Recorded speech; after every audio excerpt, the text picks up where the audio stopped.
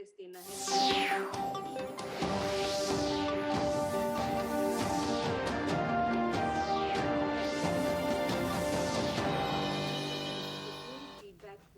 నమస్కారం దూరదర్శన్ వార్తలకు స్వాగతం నేను వినతి ముందుగా ముఖ్య అంశాలు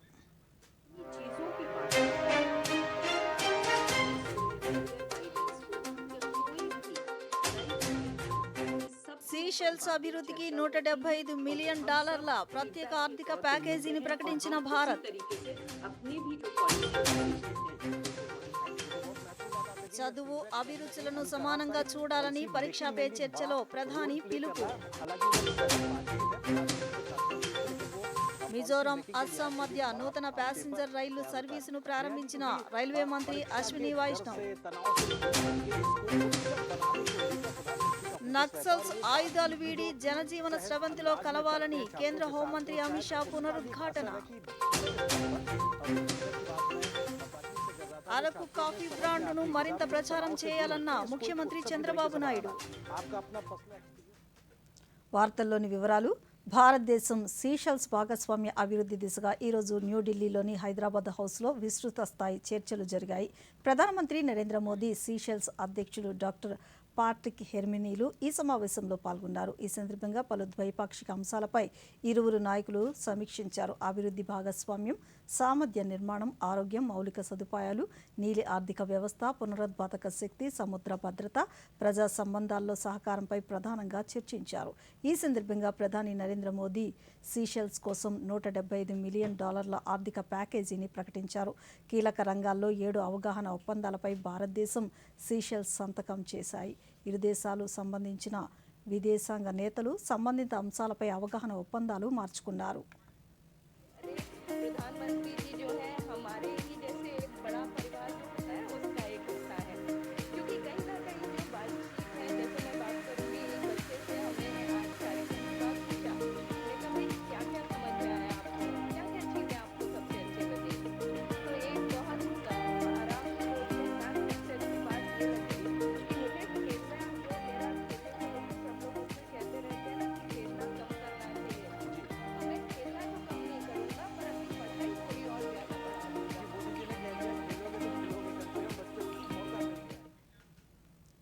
అభివృద్ధి భాగస్వామ్యం భారతదేశం సీషెల్స్ సంబంధాలకు బలమైన పునాదిగా ఉందని ప్రధానమంత్రి నరేంద్ర మోదీ అన్నారు. భారత్, సీషెల్స్ మధ్య న్యూఢిల్లీలో హైదరాబాద్ హౌస్లో సీషెల్స్ అధ్యక్షుడు పాట్రిక్ హెర్మినీతో ప్రధాని సమావేశమయ్యారు. ఈ సందర్భంగా ఇరు దేశాల మధ్య పలు అవగాహన ఒప్పందాలు జరిగాయి.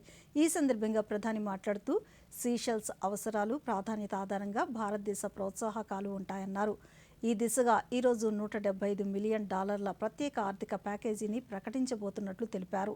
ఈ ప్యాకేజీ సామాజిక గృహ నిర్మాణం, ఈ మొబిలిటీ, వృత్తి శిక్షణ, ఆరోగ్య సంరక్షణ, రక్షణ, సముద్ర భద్రత వంటి కీలక రంగాల్లో నిర్దిష్ట ప్రాజెక్టులకు మద్దతు ఇస్తుందన్నారు. భారతదేశ డిజిటల్ అనుభవాలను సీషెల్స్తో పంచుకుంటామని తెలిపారు. నాణ్యమైన మందుల సరఫరాను నిర్ధారించడంతో పాటు వైద్య పర్యాటకాన్ని ప్రోత్సహించడం, ఆరోగ్య మౌలిక సదుపాయాలను అభివృద్ధి చేయడంలో సీషెల్స్తో కలిసి ముందుకు సాగుతామని తెలిపారు. और मैरीटाइम सिक्योरिटी जैसे क्षेत्रों में ठोस परियोजनाओं को सपोर्ट देगा। इन पहलों से सेशल्स के लोगों, विशेषकर युवाओं के लिए रोजगार और कौशल नए अवसर सृजित होंगे। सेशल्स की कैपेसिटी बिल्डिंग में फ्रेंड्स, भारत और सेशल्स के संबंध केवल राजनयिक संपर्क तक सीमित नहीं है। हिंद महासागर की लहरें सदियों से हमारे लोगों को जोड़ती आई। इसके तटों पर दोनों देशों के बीच व्यापार बढ़ा, संस्कृतियां मिली और विश्वास की परंपराएं मजबूत होती। India and Seychelles are connected not just by geography but by history, trust and shared vision for the future. हमारा नाता कल, आज और आने वाले कल का है और अधिक सशक्त बनाने का मार्ग प्रशस्त किया। अपने आर्थिक सहयोग को और सुदृढ़ बनाने के लिए नए अवसरों की तलाश जारी रखने पर टेक्नोलॉजी के क्षेत्र में करीबी सहयोग से हम अपने सहयोग को एक फ्यूचरिस्टिक दिशा दे रहे हैं। डिजिटल ट्रांसफॉर्मेशन पर एमओयू हो रहा है। इसके तहत हम भारत का सफल अनुभव सेशल्स के साथ साझा करेंगे। डेटा शेयरिंग जैसे क्षेत्रों में भारत की विशेषज्ञता सेशल्स భారత పర్యటనలో ఉన్న సీషెల్స్ రిపబ్లిక్ అధ్యక్షులు డాక్టర్ పాట్రిక్ హెర్మినీని భారత ఉపరాష్ట్రపతి సిపి రాధాకృష్ణన్ ఈరోజు మర్యాదపూర్వకంగా కలిశారు. ఈ సందర్భంగా ఇరు దేశాల ద్వైపాక్షిక సంబంధాలపై చర్చించారు. అలాగే భారత్ సీషెల్స్ దేశాల మధ్య దౌత్య సంబంధాలకు 50 ఏళ్లు పూర్తయిన సందర్భాన్ని వీరిరువురు గుర్తు చేసుకున్నారు. సముద్ర భద్రతతో పాటు పునరుత్పాదక ఇంధనం, వైద్య, ఉన్నత విద్య, టూరిజం, డిజిటలైజేషన్ రంగాల్లో సహకారాన్ని మరింత బలోపేతం చేసేలా ఈ సమావేశంలో చర్చలు జరిగాయి.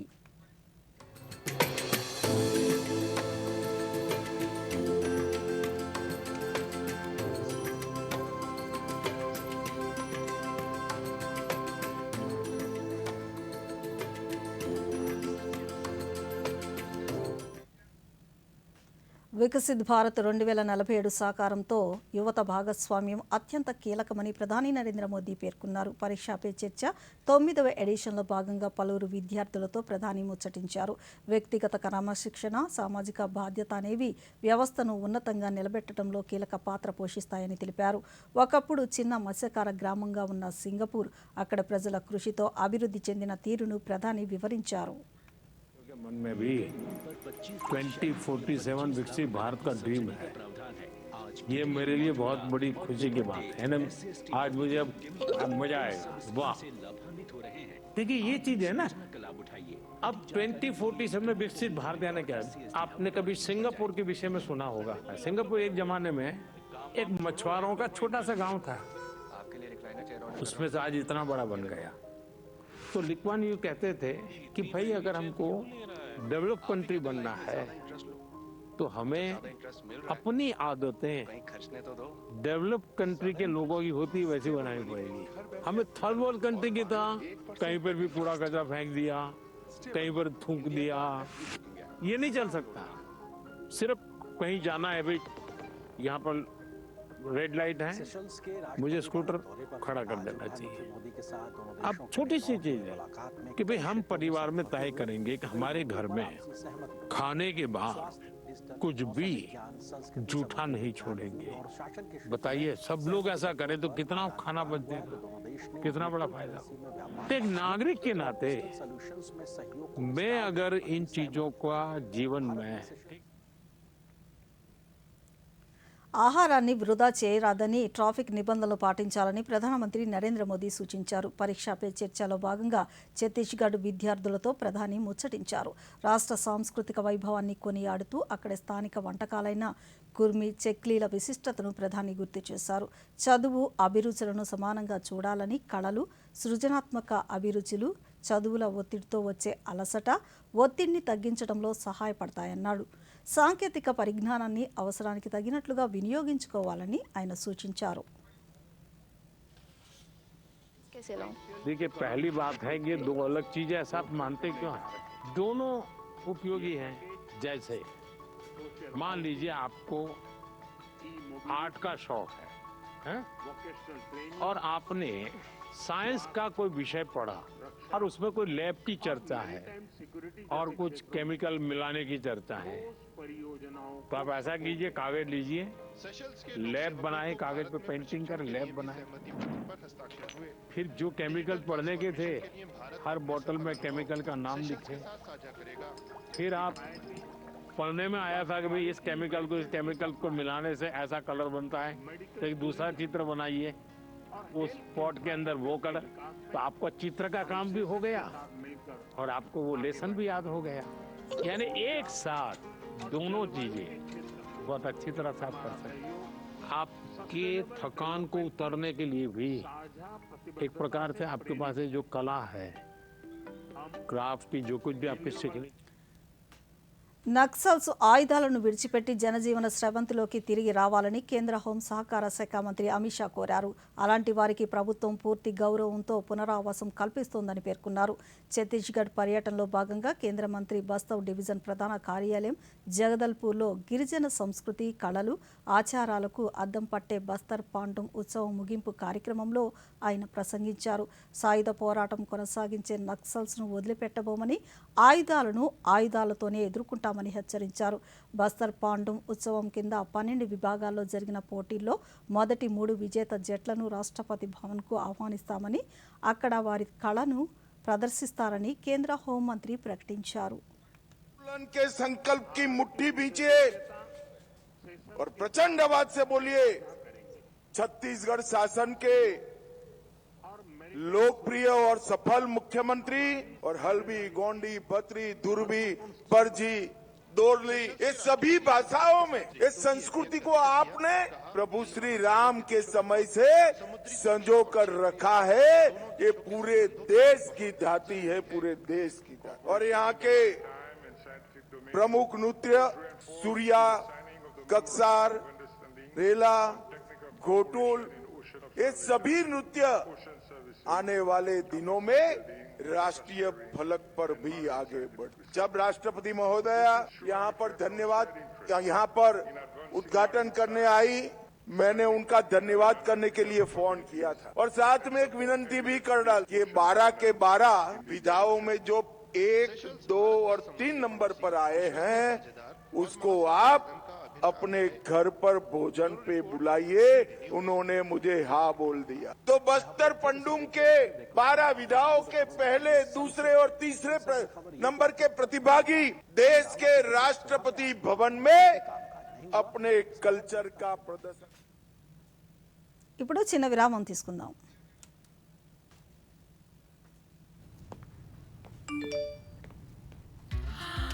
$10 లక్షల లాటరీ నాకా? వావ్! చిక్కుకుంది. బూటకపు ఆఫర్ల పట్ల అప్రమత్తంగా ఉండండి. ఆర్బీఐ అంటోంది తెలివిగా ఆలోచించండి, అప్రమత్తంగా ఉండండి. తిరిగి వార్తలకు స్వాగతం. మిజోరం, అస్సాం మధ్య కొత్త ప్యాసింజర్ రైలు సేవలను కేంద్ర సమాచార ప్రసార శాఖ మంత్రి అశ్విని వైష్ణవ్ ఈరోజు వర్చువల్గా ప్రారంభించారు. ఈ సందర్భంగా ఆయన మాట్లాడుతూ సిల్చార్ ఈశాన్య ప్రాంతానికి ముఖ్యమైన కేంద్రమన్నారు. మిజోరంలోని సైరాంగ్కు సిల్చార్ అనుసంధానం కావడం వల్ల ప్రయాణికులకు ప్రయోజనం చేకూరుతుందన్నారు. ఈశాన్య ప్రాంతానికి 11,000 కోట్ల రూపాయలకు పైగా రైల్వే బడ్జెట్ను కేటాయించినట్లు రైల్వే మంత్రి తెలిపారు.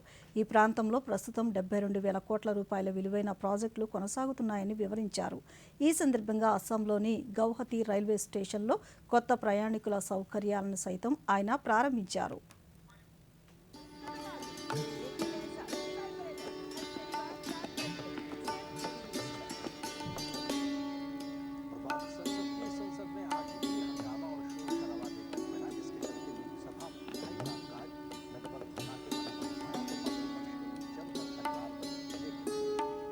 प्रधानमंत्री जी विश्वास करते हैं पूर्वोदय के विकास। नॉर्थ ईस्ट के लिए हिस्टोरिक रेलवे बजट दिया है 11,486 करोड़ रुपए। टोटल नॉर्थ ईस्ट में रेलवे का इन्वेस्टमेंट है 72। మంత్రులు, కార్యదర్శులు క్షేత్రస్థాయిలో పర్యటించాల్సిందేనని ముఖ్యమంత్రి చంద్రబాబు నాయుడు ఆదేశించారు. ప్రభుత్వ నిర్ణయాలు, పాలసీలు అమలవుతున్న తీరును క్షేత్రస్థాయిలో పర్యవేక్షించి చూడాలని సూచించారు. రాష్ట్ర సచివాలయంలో ఈరోజు జరిగిన మంత్రులు, కార్యదర్శుల సమావేశంలో జిల్లా కలెక్టర్లు, ఎస్పీలు వీడియో కాన్ఫరెన్స్లో పాల్గొన్నారు. వివిధ శాఖల పురోగతిపై ముఖ్యమంత్రి సమీక్షించి దిశానిర్దేశం చేశారు. ఈ సందర్భంగా ముఖ్యమంత్రి మాట్లాడుతూ ప్రతి 5 ఏళ్లకు జీఎస్డీపీ తలసరి ఆదాయం రెట్టింపు అయ్యేలా ప్రణాళికలు చేపట్టాలని సూచించారు. కాఫీ సాగు పెంచడంతో పాటు అరకు కాఫీ బ్రాండ్ను మరింత ప్రచారం చేయాలన్నారు. 1,14,710 ఉంటే 1,21,968 అయింది. ఈ రెండుల్లో మీరు చూస్తే 6.3, 9.56 యాడ్ అవుతా వస్తుంది. దీనిపైన అల్టిమేట్ గా హైయర్ లెవెల్ నేను ఇంతవరకు ఒక స్లైడ్ చూపించాను మీకు. Double the per capita, 10% per capita, 12.5% per capita, 15%. దీంట్లో మీరు చూస్తే 4.5 times, 7.5 కి 15 కి 4.5 times over period of 20 years లో డిఫరెన్స్ వస్తుంది. అంటే ఇది ఎప్పుడు కూడా క్యుములేటివ్ గా వచ్చినప్పుడు హైయెస్ట్ లెవెల్లో మీరు ఈ ఒక్క సంవత్సరం 70,000 కోట్ల రూపాయలు మనకు ఆదాయం తగ్గిపోయింది. నియర్లీ జిఎస్టిపి కాంట్రిబ్యూషన్ 1.5 lakh ఎంతో తగ్గింది. దానిపై 9% వస్తే నెక్స్ట్ లెవెల్కి వెళ్తాం. అదే లో లెవెల్లో 9% వచ్చినా మనం ఇది వస్తుంది. That is where every day is important, every year is important. ఇది మీకు అందరూ క్లారిటీ ఉండాలి. ఎందుకు ఇంత వీఆర్ ఆల్ ఇన్ ఇన్స్పైర్. ప్రపంచీకరణ నేపథ్యంలో కొత్త విద్యా విధానం సంస్కరణలు అమలు చేస్తూ విద్యార్థుల సమగ్ర వికాసానికి ప్రభుత్వం ప్రోత్సహిస్తుందని Andhra Pradesh collegiate education commissioner doctor Narayana Bharat Gupta తెలిపారు. విజయవాడలో పెడల్ ఫర్ ఫ్రీడమ్ సైకిల్ యాత్రను ఈగిల్ టీమ్ ఐజీ ఆకే రవికృష్ణతో కలిసి ఈరోజు ప్రారంభించారు. ఈ సందర్భంగా నారాయణ భరత్ గుప్తా మాట్లాడుతూ 15 మంది విద్యార్థులు 5 జిల్లాల మీదుగా 600 కిలోమీటర్ల మేర ఈ భారీ సైకిల్ యాత్ర నిర్వహించనున్నట్లు తెలిపారు. డ్రగ్స్, మాదక ద్రవ్యాల వినియోగం, మత్తు పదార్థాల వల్ల కలిగే అనర్థాలపై విద్యార్థులకు అవగాహన కల్పిస్తారని తెలిపారు. Activity called Pedal for Freedom, which encompasses a 600 kilometers ride for 15 students covering nearly 47 institutions starting from Vijayawada to Visakhapatnam. We have selected some 4 key topics on which the students will try to create awareness among the institutions and the students wherever. హజ్ యాత్రికులకు రాష్ట్ర ప్రభుత్వం అండగా ఉంటుందని ఒంగోలు శాసనసభ్యుడు దామచర్ల జనార్దన్ పేర్కొన్నారు. ప్రకాశం జిల్లా నుంచి హజ్ యాత్రకు వెళ్లే వారికి ఒంగోలులోని ప్రభుత్వ సర్వజన ఆసుపత్రిలో వ్యాక్సినేషన్ శిబిరాన్ని ప్రారంభించారు. ఈ సందర్భంగా రాష్ట్ర హజ్ కమిటీ చైర్మన్ హజీ షేక్ హసన్ భాషాతో కలిసి ఆయన మీడియాతో మాట్లాడుతూ రాష్ట్ర ప్రభుత్వం హజ్ యాత్రకు వెళ్లే వారికి ఒక్కొక్కరికి ₹1,00,000 చొప్పున అందిస్తున్నట్లు తెలిపారు. ఖర్చులు కానీ ఆర్థిక ఇబ్బందులు కానీ అంత దూరం వెళ్ళాలంటే చాలా ఖర్చు అవుతుంది. ఖర్చు అవ్వాలన్నప్పుడు దానికి చాలా మంది మనం ఇంకేడపోతాంలే, పోయే వాళ్ళని తాగుదాము, లేకపోతే వాళ్ళకి ఏదో విధంగా మనం సహకరిద్దాం, వాళ్ళు పోయి మన పుణ్యం ఏదో వాళ్ళు అక్కడ దండం పెట్టుకొని వస్తారు అని చెప్పేసి కూడా ప్రతి ఒక్కళ్ళు అనుకుంటా ఉంటాం. ఎందుకంటే హజ్ యాత్రకు పోయేటప్పుడు ప్రతి సంవత్సరం కూడా అందరినీ బస్సు ఎక్కించేటప్పుడు మేము కూడా పోవటం, అందరినీ కూడా కలవటం, అందరికీ మేము పోవాలనుకుంటున్నాము, లేకపోతే ఇబ్బందులు ఉన్నాయి, ఇట్లా పోలేకపోతున్నాం ఆర్థికంగా అని చెప్పి దాని ఉద్దేశపూర్వకంగానే ఈరోజు మన ప్రభుత్వం వచ్చిన తర్వాత ఈరోజు అంతకుముందు 14-19లో కూడా చాలామందికి మనం హజ్ యాత్రకు కూడా మనం ప్రభుత్వం తరఫున సహాయం చేశారు. అదేవిధంగా ఈసారి పోయే వాళ్ళకు కూడా మన జిల్లా నుంచి ఒక 60 మందిని ఈరోజు సెలెక్ట్ చేశారు. ఎవరైతే అప్లికేషన్ పెట్టారో దాంట్లో మన నియోజకవర్గం నుంచి 20 మంది పోతున్నారు. అందరికి కూడా తలా ₹1,00,000 వాళ్ళకి రాను పాను ఫ్లైట్ టికెట్స్ కానీ అక్కడ అకామిడేషన్స్ కానీ ఈ విధాలుగా కూడా ఇబ్బంది లేకుండా ఉండడానికి ఈరోజు ప్రభుత్వం వాళ్ళందరూ కూడా ₹60,00,000 ఇవ్వడం జరుగుతుందని చెప్పి రాష్ట్ర ప్రభుత్వం రైతు సమస్యల పరిష్కారానికి ప్రత్యేక దృష్టి పెట్టినట్లు మడకశిర శాసనసభ్యుడు ఎంఎస్ రాజు తెలిపారు. శ్రీ సత్యసాయి జిల్లా మడకశిరలో ఈరోజు ఆయన పట్టు రైతులకు ప్రభుత్వ రాయితీల ద్వారా యాంత్రీకరణ పనిముట్లు అందజేశారు. ఈ సందర్భంగా ఎంఎస్ రాజు మీడియాతో మాట్లాడుతూ పట్టు రైతుల అభివృద్ధి కోసం ప్రభుత్వం వాటా కింద ₹14 కోట్ల రాష్ట్ర ప్రభుత్వం విడుదల చేసిందని తెలిపారు.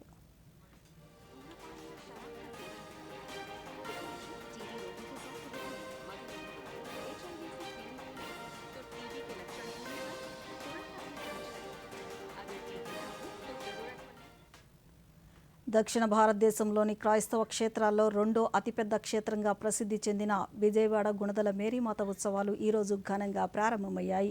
3 రోజుల పాటు జరిగే ఈ ఉత్సవాలకు రాష్ట్రం నలుమూల నుంచే కాకుండా పొరుగు రాష్ట్రాల నుంచి భక్తులు తరలి వస్తున్నారు. అందుకోసం అన్ని ఏర్పాట్లు చేసినట్లు ఫాదర్ మువ్వల ప్రసాద్ తెలియజేశారు.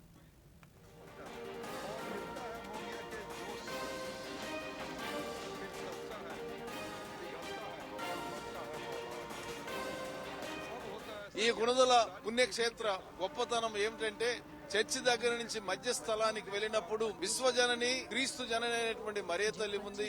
ఆ మరియ తల్లి కొండ మీద ఉన్నటువంటి సిలువలో వేలాడుతున్నటువంటి క్రీస్తు ప్రభు దగ్గరకు నడిపిస్తుంది.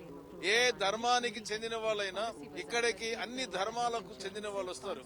క్రైస్తవులు, మన హిందూ సోదరులు, ముస్లింలు అందరూ వచ్చి విశ్వజనని మేరీ మాతను ప్రార్థించడం ద్వారా అనేకమైనటువంటి రక్షణ ఫలాలు, మరీ ముఖ్యంగా స్వస్థత, గర్భఫలాలు, వారి యొక్క రోగాల నుంచి విడుదల, విముక్తి కలుగుతుందని భావిస్తూ మరీ ముఖ్యంగా ఈ సంవత్సరం అందువలన ఈ సంవత్సరం ప్రత్యేకంగా అందరి ఆరోగ్యం కొరకు ప్రార్థన చేస్తూ, ఎందుకంటే మరియ తల్లి ఆరోగ్య మాతగా మేము భావిస్తూ ఆమెను ప్రార్థన చేస్తాం దేవుని. బులెటిన్లో షార్ట్ బ్రేక్ తీసుకుందాం. తక్కువ వడ్డీకి లోను కావాలా? అది నువ్వు యాప్ ద్వారా.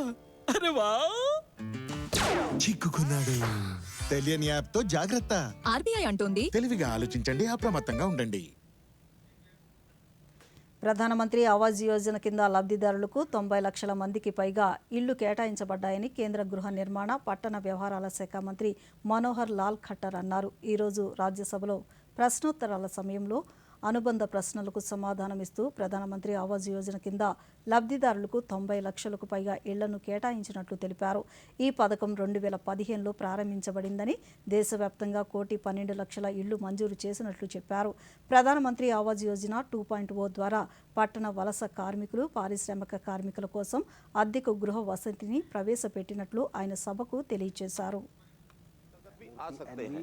साथ में जो अफोर्डेबल हाउसिंग स्कीम है उसमें भी उन लोगों को चूंकि अब राशि ज्यादा मिलती है, यानी पीएमएवाई पहले जहां 1.5 लाख रुपया केंद्र सरकार की ओर से दिया जाता था, उसमें मैंडेटरी कर दिया गया कि 1 लाख रुपया प्रदेश सरकार भी देगी, तो 2.5 लाख रुपया उनको मिलने के बाद वो अफोर्डेबल हाउसिंग जो स्कीम है।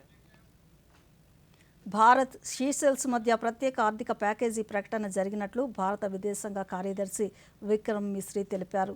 షీసెల్స్ అధ్యక్షులు పాట్రిక్ హెర్మినీ భారత పర్యటనపై ఈరోజు ఆయన న్యూఢిల్లీలో మీడియాతో మాట్లాడుతూ భారత్ షీసెల్స్ దేశాల మధ్య జరిగిన ద్వైపాక్షిక సమావేశంలో పలు కీలక ఒప్పందాలు జరిగాయన్నారు. భారత్కు షీసెల్స్తో దీర్ఘకాలిక సంబంధం ఉందని, ఇది వివిధ రంగాల్లో అభివృద్ధి భాగస్వామ్యాన్ని సూచిస్తుందని అన్నారు. సీషెల్స్ ప్రధానమంత్రి మహాసాగర్ దార్శనికతలో ముఖ్యమైన భాగంగా పేర్కొన్నారు. అభివృద్ధి ప్రాజెక్టులు, సామర్థ్య నిర్మాణం, శిక్షణ కార్యక్రమాల ద్వారా సీషెల్స్ అభివృద్ధికి భారతదేశం కృషి చేస్తుందన్నారు. వైద్య రంగంలో ప్రాధాన్యతగా భారత్ నుంచి షీసెల్స్కు 10 అంబులెన్సులను పంపించనున్నట్లు తెలిపారు. Projects across priority sectors identified by Seychelles. The first project, in fact, under this package, which is to provide 1,000 metric tons of grains to strengthen food security of Seychelles, has in fact already been approved, and its execution is underway. Besides the special economic package, something that I wanted to underline was that a special or a Seychelles hydrographic unit will be established in Seychelles with Indian assistance.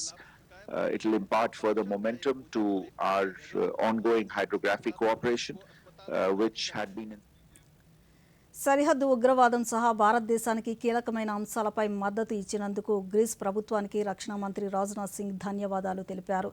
Grace రక్షణ మంత్రి Nicholas డెండియాస్తో జరిగిన ద్వైపాక్షిక సమావేశం ప్రారంభం ప్రసంగంలో ఆయన మాట్లాడుతూ Bharat grace మధ్య చారిత్రక, సాంస్కృతిక, వ్యూహాత్మక భాగస్వామ్య సంబంధాలు బలంగా ఉన్నాయన్నారు. రక్షణ రంగంలో గ్రీస్తో బలమైన భాగస్వామ్యాన్ని భారత్ అధిక ప్రాముఖ్యతను ఇస్తుందని తెలిపారు. అలాగే యుఎన్ భద్రతా మండలిలో భారత్ శాశ్వత సభ్యత్వానికి మద్దతు ఇచ్చినందుకు గ్రీస్ ప్రభుత్వానికి కృతజ్ఞతలు తెలియజేశారు. Thank the government of Greece for support on issues of core interest to India, including cross-border terrorism. I thank the government of Greece for supporting India's permanent membership in the expanded UN Security Council and India's candidature for the non-permanent seat of UN. సభలో విపక్షాలు తమను మాట్లాడనివ్వటం లేదనే ఆరోపణలపై parliamentary వ్యవహారాల శాఖ మంత్రి కిరణ్ రిజిజు స్పందించారు. సభ సమావేశాలను సజావుగా నడపడంతో పాటు చర్చల్లో అన్ని పార్టీలు పాల్గొనేలా స్పీకర్ యత్నించారన్నారు. ఆ అవకాశాన్ని కాంగ్రెస్ సద్వినియోగం చేసుకోలేదన్నారు. అన్ని పార్టీలు చర్చల్లో పాల్గొనేలా అవకాశం ఇస్తే సమావేశాలు కొనసాగుతాయన్నారు. అయితే సభను తప్పుదోవ పట్టించకూడదని, అలాగే తప్పుడు ప్రకటనలు చేయకూడదని కిరణ్ రిజిజు పేర్కొన్నారు.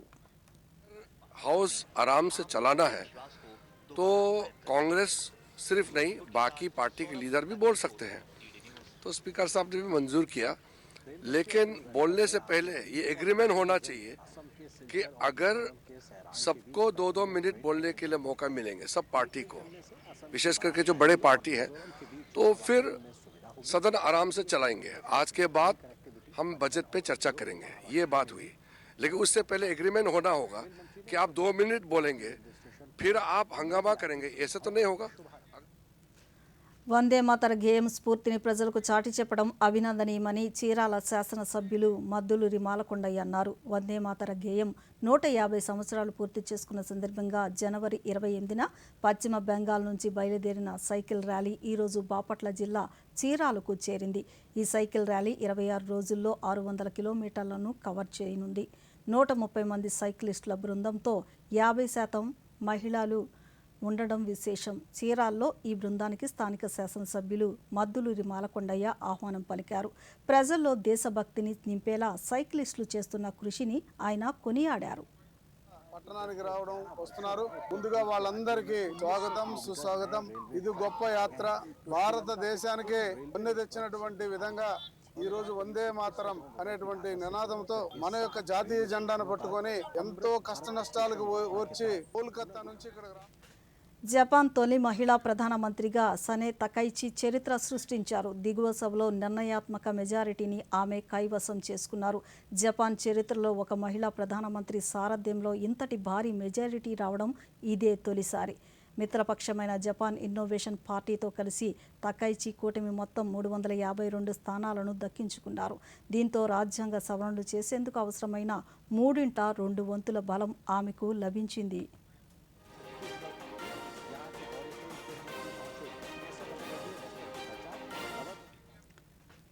దేశంలోనే అత్యంత పాతదైన వింటేజ్ కార్ల ప్రదర్శన కోల్కతాలో జరిగింది. కోల్కతాలో automobile association of eastern India నిర్వహించిన ఈ ప్రదర్శనలో వింటేజ్తో పాటు క్లాసిక్ కార్ల ర్యాలీ సందర్శకులను ఆకట్టుకుంది. ఈ ర్యాలీ కోల్కతా రోయింగ్ క్లబ్ నుంచి ప్రారంభమై రవీంద్ర సరోవర్ వరకు కొనసాగింది. సుమారు 100కు పైగా వింటేజ్ కార్లతో పాటు మోటార్ సైకిళ్లు ఈ ప్రదర్శనలో పాల్గొన్నాయి. ఇందులో విదేశీ బ్రాండ్లతో పాటు పాతకాలపు మెర్సిడెస్ కార్లు కూడా ఉన్నాయి. కార్ల యజమానులు పాతకాలం నాటి దుస్తులను ధరించి మెరిశారు.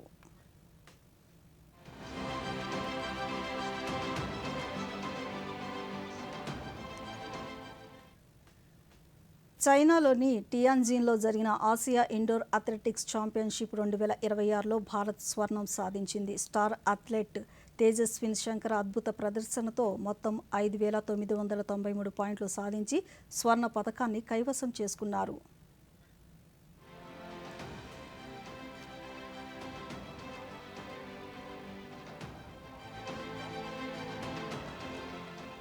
హాంకాంగ్కు చెందిన మీడియా దిగ్గజం జిమీ లాయ్కు 20 ఏళ్ల జైలు శిక్ష ఖరారైంది. జాతీయ భద్రతా నేరానికి పాల్పడిన ఆరోపణలతో ఆయనకు హాంకాంగ్ స్థానిక న్యాయస్థానం ఈ శిక్షను ఖరారు చేసింది. చైనా విధించిన వివాదాస్పద జాతీయ భద్రతా చట్టం కింద విదేశీ శక్తులతో కుమ్మక్కయ్యారని, అలాగే దేశద్రోహ పూరిత కథనాలను ప్రచురించారని ఆయనపై ఆరోపణలు ఉన్నాయి.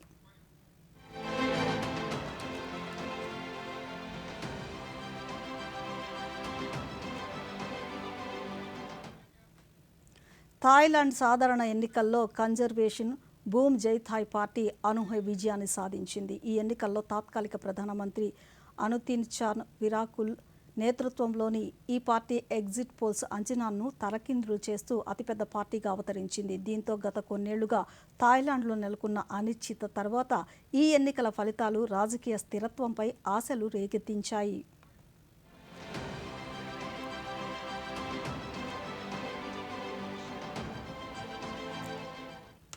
దేశీయ స్టాక్ మార్కెట్ సూచీలు లాభాలతో ముగిశాయి. భారత్ అమెరికా మధ్య ట్రేడ్ డీల్కు సంబంధించిన ఫ్రేమ్వర్క్ ఖరారైన నేపథ్యంలో సెన్సెక్స్ ఒక దశలో 700 పాయింట్లు లాభపడింది. ఈ ఉదయం 84,177 పాయింట్ల వద్ద లాభాల్లో ప్రారంభమైన సెన్సెక్స్ ఇంట్రాడేలో 84,314 వద్ద గరిష్టాన్ని తాకింది. చివరికి 485 పాయింట్ల లాభంతో 84,065 వద్ద ముగిసింది. నిఫ్టీ 173 పాయింట్ల లాభంతో 25,867 వద్ద స్థిరపడింది.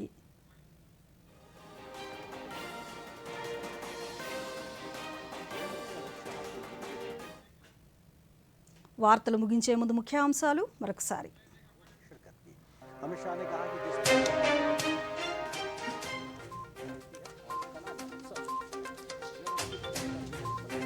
సీషెల్స్ అభివృద్ధికి $175 మిలియన్ ప్రత్యేక ఆర్థిక ప్యాకేజీని ప్రకటించిన భారత్.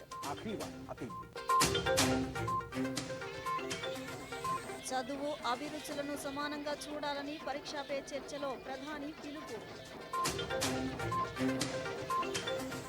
మిజోరం, అస్సాం మధ్య నూతన ప్యాసింజర్ రైలు సర్వీసును ప్రారంభించిన రైల్వే మంత్రి అశ్విని వైష్ణవ్. నక్సల్స్ ఆయుధాలు వీడి జనజీవన స్రవంతిలో కలవాలని కేంద్ర హోంమంత్రి అమిత్ షా పునరుద్ఘాటన. అరకు కాఫీ బ్రాండును మరింత ప్రచారం చేయాలన్న ముఖ్యమంత్రి చంద్రబాబు నాయుడు. ఈ వార్తలు ఇంతటితో సమాప్తం. నమస్కారం.